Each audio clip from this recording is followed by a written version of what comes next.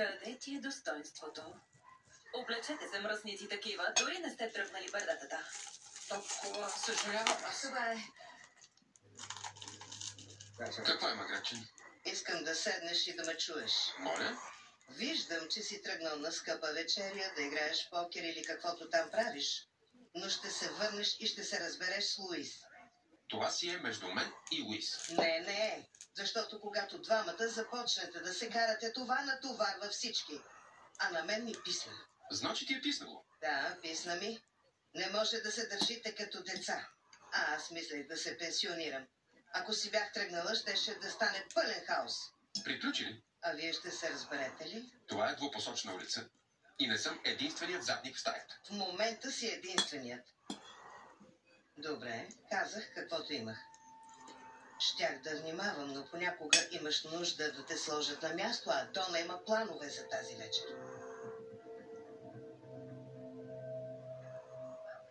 Говорили с нея? Да, тя ще препоръча сделката. От дяволите. Не се разбрахме така. Поиска да й каже какво мисля, направи го. Тя промени мнението ми. Разбира се, защото връзката ви е много по-важна от всеки клиент. Но няма да разочаровам клиента си.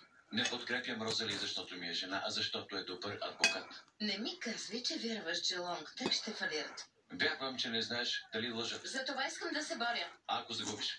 Не само ти знаеш какво е да си беден. И когато търсиш монети под леглото, разликата между 15 000 и нищо е по-голямо от тези между 15 и 50. Няма да изгубя. Сигурна ли си? Защото си губила. Единият път беше от мен. Затова се откажи или не дей. Но аз съм за жена ми. Освен това, ти самата го каза. Това трябваше да ни обедини. Добре. Ще спра. Но това не значи, че съм съгласна. Ще ти кажа нещо. Ако не работехте заедно, хората нямаше да получат нищо.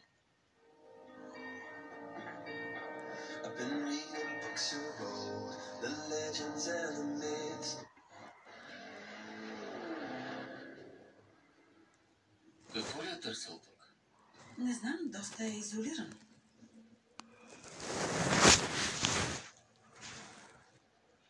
Знаеш ли какво се чуди? Какво? Защо го е било достатъчно страх, за да излъже, но не и за да включила?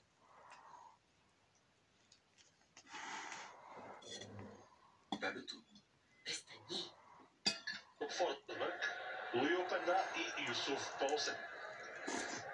На вратата на Манчестър Сити е Едерсон и пред него капитана Кайл Уокър, Мануел Канжи, Рудиеш и Йошко Гвардиол, Рико Люис, Родри, Бернардо Силва, Джак Грилиш, Фил Фоден, автор на единственото попадение до тук в матча, и Ерлинг Холанд.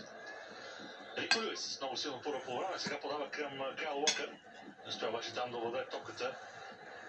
Бернардо Силва и това дава началото на контратака. Полсен.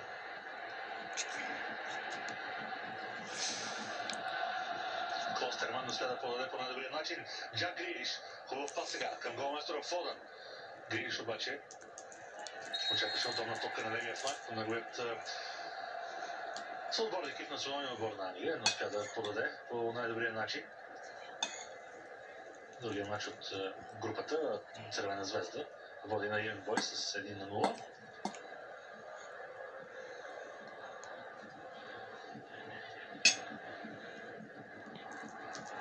Много висока преса сега от страна на Ман Сити, но все пак се избегнаха чрез Шави Симонс домакините. Шанс за Лайпциг. Симонс обаче забрави топката. Рубен Диеш. Мануел Канжи дори са спокойно за Едерсон. А Канжи отново. Родри свърши доста работа през първото по време испанския национал, но над всички бе Фил Фоден, който сега отваря наляво, където е Йошко Гвардиол, бившият фаворит на Лайпциг, търси Джак Грилиш.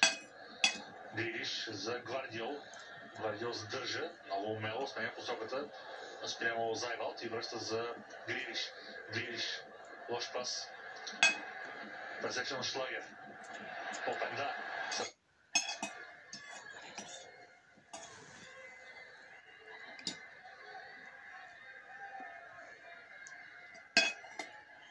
Тък за България. И то дълбоко в половината на съперника.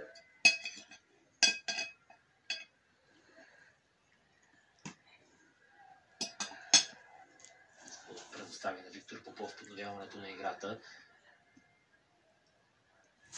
до бранителя на Черно море в опит да центрира.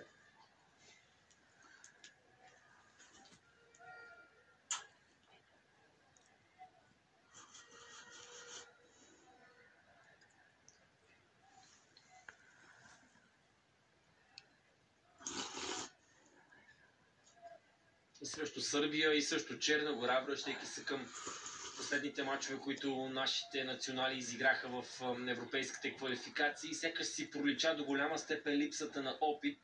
Визирам шансовете, които бяха пропуснати, визирам наивния начин, по който беше пропусната и победата се. Отляво защитата на гостите обаче се справя. Топката все пак достига до Йоаким Андерсон. Не е лошо подаване на Пиер-Емил Хойберг.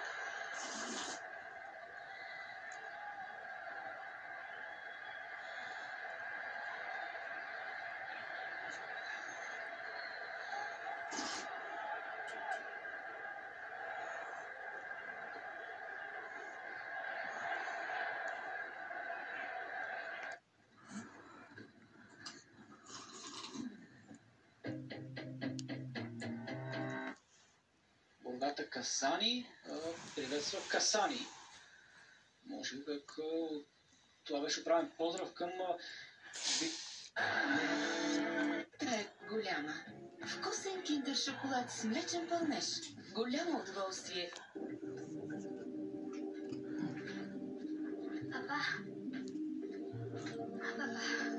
Tu veux pour l'allemand? Maman est nulle. J'arrive, mon amour. Les filles. Сега.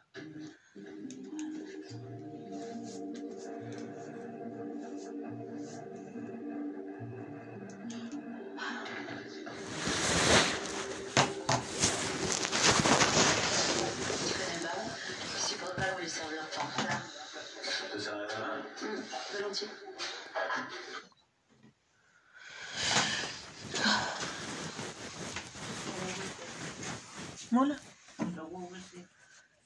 Защото... Какво толкова?